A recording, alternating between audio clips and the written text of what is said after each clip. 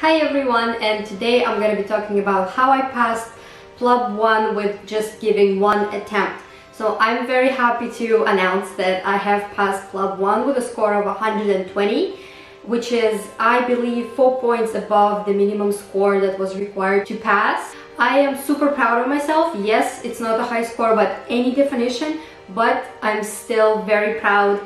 And I feel like everything I've been working towards this past year. And today I'm going to be sharing how I prepared, exactly my plan. I began my preparation in January when I booked my PLAB exam. It was quite a struggle because currently PLAB 1 places are very limited and there has been like a huge demand for it. I booked 2 seconds after the places were released, so I was really fortunate to get a place, and I secured my place for August 2021. So from that point on, I started my preparation. I would say, so the total was 8. So the total time of preparation was 8.5 months, and I know it's way beyond average preparation time, but I have to mention this. I am not a strong student at all, and in January, it's been like 2 years since I graduated, and I have not refreshed any of my knowledge from med school. I barely remembered very basic things, so I basically began my work from scratch. I was really insecure and I thought that this exam is like beyond my abilities, but now having passed, I think I can safely say that anyone who has a basic medical knowledge and prepares well for this exam can pass it with first attempt. January to May, I was preparing using a resource called Pluggable. Anyone who's preparing for PLAB or thinking about it or has been researching about it knows what Pluggable is. Pluggable is a Qbank that people say, like everyone says, a must-do, and I have to agree with that. I guess this is a main resource I used. I would say that was a main resource. Yes, I did this question bank throughout my preparation time. I think about 4 times, but the most dedicated I was from January 2021 to April. Then in April I understood that that won't be enough for me, like just one Qbank, 3,000 questions, not enough. I haven't felt prepared at all. I was scoring on the Pluggable mocks around 60%, and that was not enough, and I just felt very insecure about my knowledge, and I was feeling that this Qbank does not provide necessary level for me to pass PLAB. So with all of that, I decided that I should buy another subscription, and I decided to go with Metrovisions, which is the second most popular subscription based service, which is basically another Qbank. It has twice more questions than Pluggable, and I found that basically what it is it's Pluggable, the same questions, and on top of that there are like 3,000 questions more. And the questions are a bit different, they're a bit more tricky, they're longer. They're basically just trying to solidify all the knowledge you had from Pluggable. So if I would go back in time and start my preparation all over again, I think I would actually start with Metrovisions first, because I found it to be so big and overwhelming at the end, when I basically had to finish my Metrovision by the end of July, so I can devote my last 12 days to dedicated revision period. And this is exactly what I vlogged. If you haven't seen, I have a video up about my PLAB 1 vlogging style preparation, and I look like a mess there, but whatever, it's not about how I look, it's about what I do. After April, I purchased my Metrovision subscription, and it was like the best decision I've ever made, because I felt so much more prepared after I finished Metrovision than after I finished 4 times Pluggable. So in total, I did Pluggable 4 times and Metrovision 1 time, and I have to say, I have to confess, I did not do like a lot of mocks from Metrovisions. I did all of the mocks from Pluggable, and at the end my average score was 66%.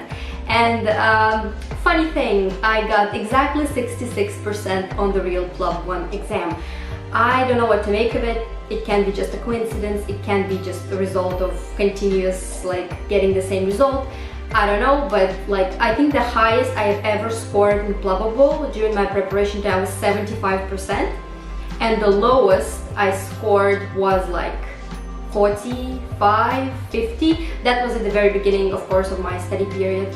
And I think I've obviously evolved a lot. Next thing that I used in my studies is flashcards. I used two resources for that. I used Qbank, which is just basically a free app that you can download for your computer from the internet and use it to create your own flashcards. Or actually you can even download someone else's flashcards, like their decks all around, like on the internet. I did not use that. I believe that I cannot study from someone else's study material. Like I have to create my own notes, I have to create my own flashcards. So I created all of mine from scratch, basically covering the same topics that were covered in Plubbable, and I based my flashcards on my own notes. So yeah, basically while I was doing all the questions from Plubbable and Metrovision, I was also compiling my own notes in just a written handbook. I didn't have an iPad at the time, so I used real pen and paper for all of my notes. And that was, I have to say, the best part is to get rid of all of that after I passed the exam. Regarding flashcards, I used Anki, and I also used handwritten flashcards. This is really depends on how much time do you have, because it takes quite a bit to write the flashcards, and if you only have 2 or 3 months to prepare, or even less, I don't think you should spend time for that. This is just like a waste. Probably it's going to be a waste of your time to create flashcards. But digital ones I found really handy, and they solidified a lot of my knowledge. And the last thing that I used in my preparation for PLAB 1 was PLAB One Keys, which is basically, in my opinion, the most useless resource ever created, because I felt like it didn't help me at all. Basically what PLAB One Keys is, digital notepad with everything there is on Plubbable under the, like, you know how you have a question and then there is an explanation down below. So basically what I found is PLAB One Keys is basically these explanations just divided by topics and just like put in one place. So I didn't feel like it's something you should buy on top of everything. It did not help me at all. It was a complete waste of time. It should be useful for revision, right? But then I found that my own notes were so much more helpful with revision than PLAB One Keys.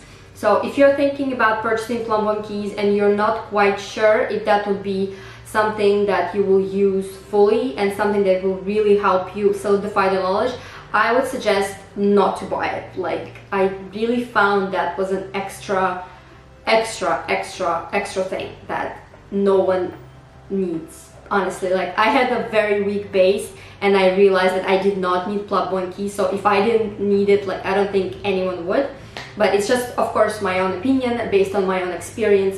And if you found PLAB One Keys helpful in any way, that is great. And like, overall, when you watch all these videos about PLAB 1 preparation, like, the thing is, it's at the end is up to you, because for some reason, like, flashcards can be useful for someone, and for other person it can be completely useless and just like a gigantic waste of time.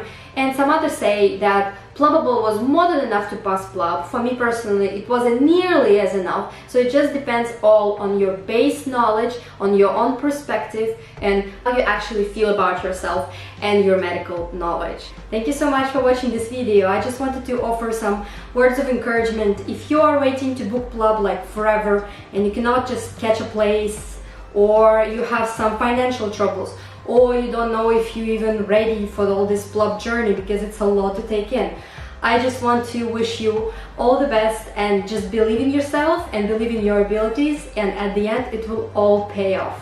I promise you, all hard work you've been putting out or you're about to put out will pay off. Thank you so much for watching. Bye. I'll see you in my next video.